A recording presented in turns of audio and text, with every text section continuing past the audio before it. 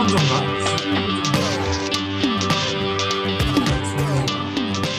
재밌는 성경 지금 시작합니다. 안녕하세요. 재밌는 성경 전희준 목사입니다. 이 시간에는 예정론에 관하여 알아보겠습니다. 재미있는 성경 채널을 운영하면서 가장 많이 받은 질문이 예정론에 관한 질문이에요.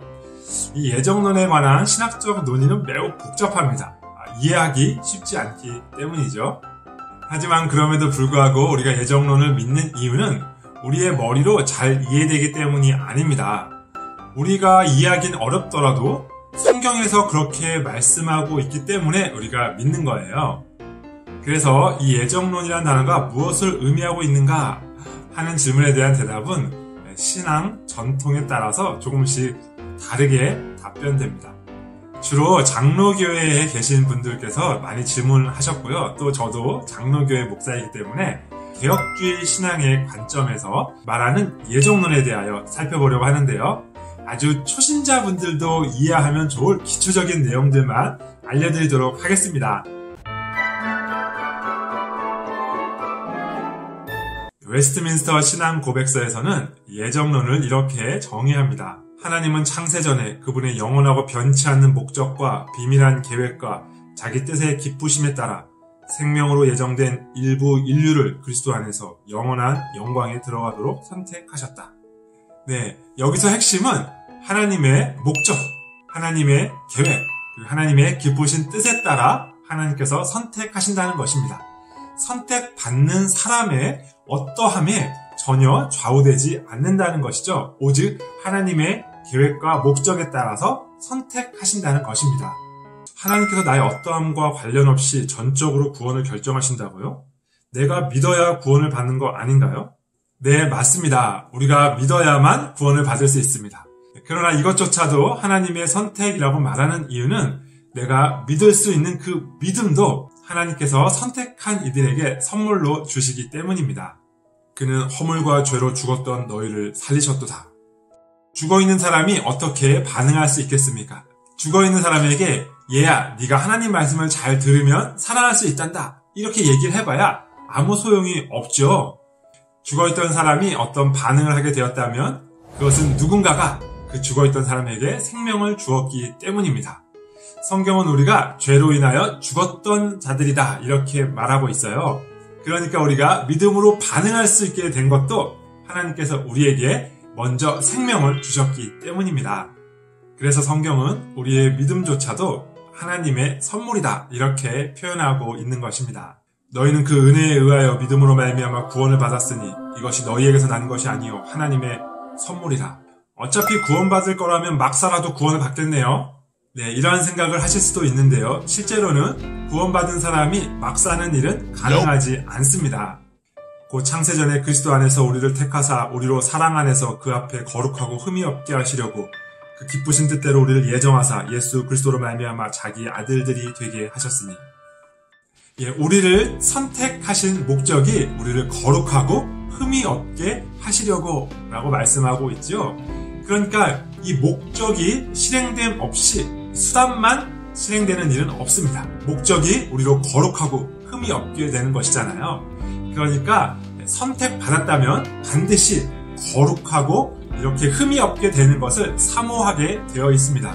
모든 것이 하나님의 선택이라면 선택되지 않은 이들에게 어떻게 책임을 물을 수 있나요? 네, 물론 성경에서는 하나님의 선택이 우리의 구원의 유일한 이유라고 말씀하고 있습니다. 그러나 동시에 선택되지 않은 사람들은 자신의 의지로, 자신의 자유로 그렇게 선택을 거부했다라고도 말씀하고 있습니다. 우리는 이 두 사실이 어떻게 조화를 이루는지 완전히 이해되지는 않아요. 그러나 성경은 이 두 가지를 모두 다 동시에 말씀하고 있습니다. 그러나 너희가 영생을 얻기 위하여 내게 오기를 원하지 아니하는도다. 네, 영생을 얻지 못하는 사람들은 영생을 얻기 위하여 예수님께 오기를 원하지 않는 사람들입니다. 예수님께 오기를 원하고 있는데 어떠한 물리적인 장애로 말미암아 예수님께 가지 못하는 경우는 존재하지 않아요. 자신이 원하지 않기 때문에 예수님께 나아가지 않는 것입니다. 그래서 성경은 하나님의 신비 가운데 우리의 자유 또 우리의 책임이 하나님의 결정과 전혀 모순되지 않는다고 말씀하고 있습니다. 어차피 구원하기로 예정하셨다면 굳이 전도할 필요도 없겠네요. 여기에 여러 가지 답변을 할 수 있겠습니다만 가장 적절하게 생각되는 답변 한 가지만 말씀드리겠습니다. 존 칼빈 목사님께서 이렇게 말씀하셨어요. 하나님의 섭리는 언제나 벌거벗은 모습으로 우리에게 다가오는 것이 아니고 어떤 의미에서 하나님께서는 거기에 사용되는 수단들로 옷을 입힌 상태로 우리에게 다가오게 하시는 것이다. 하나님의 섭리는 언제나 수단이라는 옷을 입고 실행된다는 것입니다. 누군가를 위로하길 원하신다면 우리의 손 내밈을 통하여 실행하신다는 것이죠. 누군가를 구원하길 원하신다면 우리의 전도라는 수단을 사용하셔서 일하신다는 것이에요. 이러한 예를 잘 보여주는 것이 바로 바울 사도의 예입니다. 바울 사도가 고린도에 있을 때 하나님께서 이렇게 말씀하셨어요. 두려워하지 말며 침묵하지 말고 말하라. 이는 내 성중에 내 백성이 많음이라. 네, 하나님께서 이 성중에 내 백성이 많다라고 말씀하셨습니다. 만약 예정론을 오해했다면 어차피 하나님께서 하나님의 백성들을 많이 구원하실 것이니 나는 그냥 편하게 있어도 되겠구나 라고 생각할지 모르겠어요. 그러나 바울 사도는 이렇게 행동합니다. 1년 6개월을 머물며 그들 가운데서 하나님의 말씀을 가르치니라. 네, 바울 사도는 하나님께서 하나님의 섭리를 실행하실 때 언제나 수단이라는 옷을 입고 실행한다는 것을 잘 이해하고 있었던 것입니다. 네, 예정론은 이해하기 쉽지 않은 교리입니다. 우리 인간이 그냥 만들어낸 교리라면 이해하기 쉬울 수도 있겠죠. 그러나 우리는 단지 성경이 말하고 있는 것을 받아들이고 믿을 뿐이기 때문에 어떠한 교리들은 이해하기 어려울 때도 있습니다. 그러나 성경은 너무나 분명하게 이 두 가지를 우리에게 말씀하고 있어요. 하나님께서 절대적인 주권으로 우리의 구원을 결정하신다.